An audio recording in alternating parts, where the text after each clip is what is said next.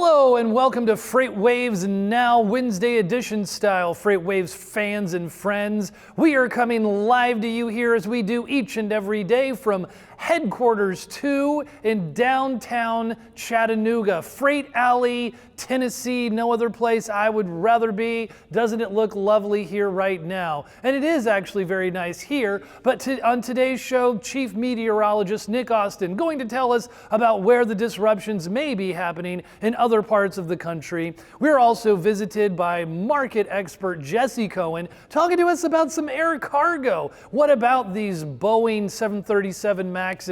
What are going to be the disruptions in air cargo as a result of them being grounded universally? Also, Ibrahim Bayan makes another sighting, our economic expert. He is going to be giving us a little bit more insight into what is happening with the freight economy, such as we're seeing it right now. And right now, we're going to talk with Nick Austin, who is going to be bringing us some insights here. What's up, man? Hey, Chad. We have some good news and some bad news. Okay, why don't you give me the bad news first? Let's start with the bad. Okay, we're going to move from the West Coast out to the Midwest. So starting on the West Coast, yes, there is snow coming back to the Sierra Nevada. They've had a break for a little while. There's still a lot of snowpack on the ground. Yes. But actual snow falling today and tonight, so going over areas like Donner Pass, Carson Pass, those typical trouble spots. Stay away if you can. Drivers will have trouble there. Though there may be some closures again tonight along parts of I-80 coming out of Nevada. And in eastern Nevada, also around, right around here in eastern Nevada, which is around Great Basin National Park, there'll be some heavy snow tonight as well. Okay. Now, out in the Midwest, there is some improvement. Some spots along the Missouri River right here between Iowa and Nebraska along the state border there. Some river gauges are going down. That's good news. Very good news. But not all of them. Some of them are still at major flood stages, major levels, and may stay there for the rest of today. Some spots could even get a little bit worse before things hopefully get better. But by the time the overall area starts to see general improvement, it could take weeks. I hear that there is an estimated $1 billion worth of damage. That's possible. Of these floods. It's very possible because there's so much flooding across Nebraska and also across western Iowa. And as far as travel, as far as freight movement, still some pretty major disruptions. There are a lot of closures along I-29, which runs right down western Iowa and to near the Omaha, Nebraska area. So there are still lots of closures there. Even I-80 across Nebraska, there are some ramps and rest stops closed, especially in the southwestern part of Nebraska along the interstate. And that's just going to continue to be a problem probably for days or even weeks as far as some areas of the interstates that are flooded out. So we'll have to watch out for that. Also, not much heading out or in on the rails there. BNSF as well as Union Pacific, both of those companies have service outages for several of their rails through the Midwest region in eastern Nebraska and Iowa as well. So, Lord knows how much money that's going to cost them just for the repairs, let alone the loss of business. We will be keeping a weather eye on these things. Happy last day of winter. That's right, at 5:58 p.m. Eastern Time today, official start of the spring season. That's right. Very soon. Thank you, Nick Austin. You bet, Chad. All right. And now we are going to be looking at some air cargo information here, visited by Jesse Cohen. Welcome, Jesse. Thank you very much, Chad. It's great to be here in sunny Chattanooga. So, as everyone knows, last week the Federal Aviation Administration in Washington made a decision to ground the Boeing 737 MAX 8 aircraft and the MAX 9 aircraft. They were like kind of the laggards. They were the last to the party of shutting it down, too. Yes, many other governments had either grounded their nation's fleets of Boeing MAX airplanes, or they had basically said, we don't want these airplanes operating in our skies. So we took that action in the United States, and we looked at that here at FreightWaves at a high level and a quick look, and we made the determination that this would not have a very significant impact on air cargo market rates or capacity for a number of reasons. May I ask a question? Absolutely. What are they ascertaining was the reason behind the two crashes, such as we understand right now? So our understanding is that there's a flight control system on both of these airplanes, on the Boeing MAX airplanes, and there was a Lion Air crash in Indonesia that happened back in October that we believe was attributed. I don't know if a final review has come out, but I believe it was attributed to problems that the pilots had with the flight control system. And the Ethiopian crash a week ago on Sunday, we believe has some of the same similarities. So out of an abundance of caution, governments took the action to ground the airplane, and Boeing is working on a software fix, which they're saying will be ready by April.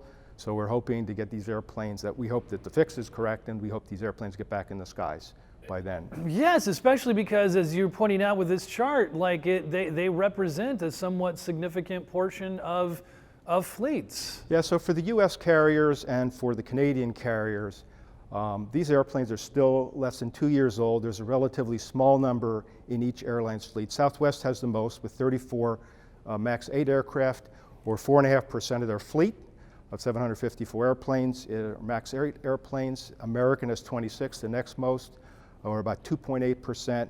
United has MAX 9 airplanes. Those were also grounded. 16 of those, or about 2% of their fleet. And then the Canadian carriers have a little bit more. They're above 5%, going as high as 7.6% of their fleet. So all of these airplanes now, all of these airlines now are busy redoing their schedules to try to accommodate as many passengers, minimize the cancellations, potentially defer some of the new routes that they had planned to try to minimize the revenue and the financial impact of this decision. And one of the things that you've explained to us on FreightWaves Now and other editions is you've explained that a lot of passenger planes also carry belly cargo, right? And so that's potentially part of what this supply chain disruption could entail. So that's exactly what we looked at, Chad. Okay. Was we looked at, okay, so if the 737 MAX isn't flying and those flights need to be replaced by other airplanes, and schedules are reduced and flight capacity is squeezed, certainly that impacts passengers, but how does that impact cargo? So we took a look at the Department of Transportation data, and cargo boarded historically on the Boeing 737 size airplanes, which also includes Airbus airplanes, to determine, are these airplanes carrying full loads? And generally speaking, we have a very nice chart here that we'll talk to a little bit, but generally speaking, a Boeing 737 MAX 8 airplane, depends on the passenger load, the baggage load, can carry about 2,500 pounds up to 5,000 pounds of cargo per flight. Okay. Sometimes more with fewer passengers, sometimes if the freight's very dense. But if you think about 2,500 to 5,000 pounds is what they can carry, here's what, on average, these kinds of airplanes are carrying either domestically in the United States or in and out of the United States. And we have them ranked kind of from high to low. But on average, and this is the interesting thing, for domestic flights, US domestic flights, the average is about 278 pounds per departure. So here's an airplane that can carry 10 times as much. It's only carrying a small amount. That's because more cargo in the air side of things is being routed on wide-body airplanes, is being routed on freighter aircraft, and on larger aircraft. So these airplanes are not being used very heavily. Now, there are some, and the points in pink are all US points. This is some of the major cities that have a little bit better than the average, typically 350 to 450 pounds. And then up to Los Angeles, with about 600 pounds per departure. But the real users of these airplanes are international points and a few remote points in Alaska. So here at Grenada, out in the Caribbean, which exports fish and certain other produce items, is almost 2,000 pounds per departure, sending that into the US. And so that capacity, if indeed the carrier serving that market squeeze that capacity, this would be at risk. That could impact capacity or rates in that particular market. Here in Iceland, we have the same situation, seafood, a little bit less per departure, but at risk of getting squeezed. What is your overall takeaway then, Jesse, of how much disruption? Is it going to be minimal, you think, in terms of air cargo? So in terms of the 48 states, the business between, domestic business, I think the impact is really, really minimal. Okay. I think if you're talking about, if you're a company that's bringing product in, perishables, flowers, seafood, from the Caribbean, from Latin America, from Iceland, there could be a little bit of a squeeze. And I would say that you should probably be talking to your suppliers in that area just to double check and make sure that nothing's going on. There is other capacity in those markets. There's freighter capacity in those markets. There's larger passenger airplanes. There are options. You may need to pay more if indeed capacity gets squeezed. But I think it's prudent to probably check just to make sure that this MAX 8 and 9 grounding is not having any kind of impact in some of these niche markets. The other markets that's affected is Alaska, where they really use their airplanes very, very well. But as this market is primarily served by Alaska Airlines, that airline is not affected, so we're not really expecting to see much impact in Alaska. So a bottom line for the U.S. domestic business, minimal impact at all, if at all. Maybe a little bit of impact on some of the imports from Central and South America and Iceland. Okay, thank you. Thanks, Jesse. Thanks for that update and analysis. And now let's talk with Ibrahim Bayan.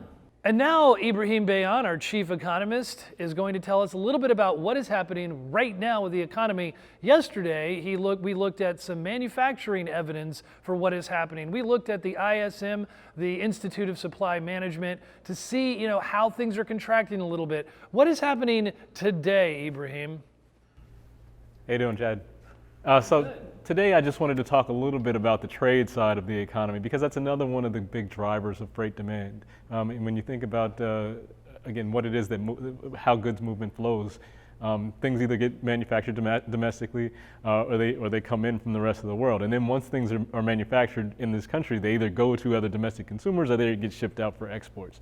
And so there's a lot of freight movement of all types that are tied to just import and export movements in the economy.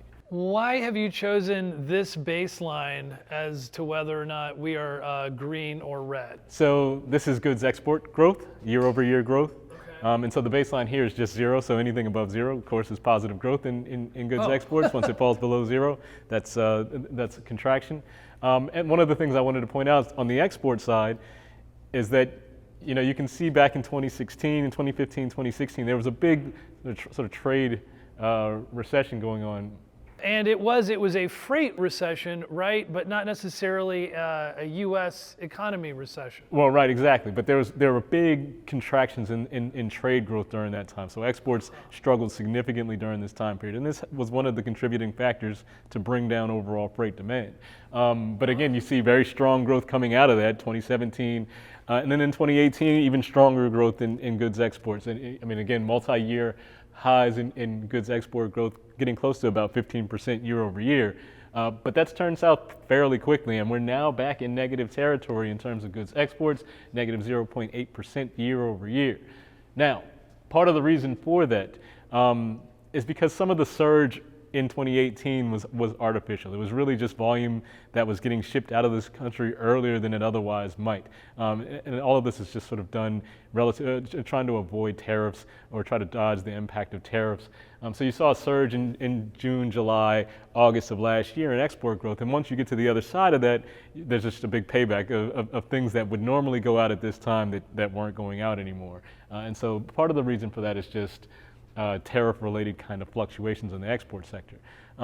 But I think the bigger picture is really just that global growth is slowing down quite a bit. I mean, when you look at data coming out of the EU, you look at data coming out of China or coming out of Canada, like some of the US's major markets, growth is just slowing down there. So what that means is that these areas where they would normally be demanding U.S.-made goods, there just isn't the same amount of growth. I mean, there are a couple countries in Europe that are actually back in recession in the fourth quarter of 2018 and likely in the start of 2019 as well. And so these export destination markets, they're just not growing as fast. And as a result, it's pushing export growth down quite a bit. And so now we're back into negative territory, something definitely to keep an eye on as you go forward to see whether or not this gets worse before it gets better, because it's going to be one of those things that weighs down overall freight demand in the economy. Thank you, Ibrahim. Fantastic. Well, maybe not fantastic news for the economy, but fantastic analysis, and we are watching things. Is it going to get worse before it gets better? Whether it's manufacturing or the ISM data or looking at goods year over year, plus putting this into context with what is happening with air cargo, we're looking at a little bit of a contraction, but we are bringing it to you each and every day here on FreightWaves Now, 4 o'clock, my favorite time of the day. Check us out on FreightWaves.com and share the love on social media. In the meantime, don't worry though, be happy.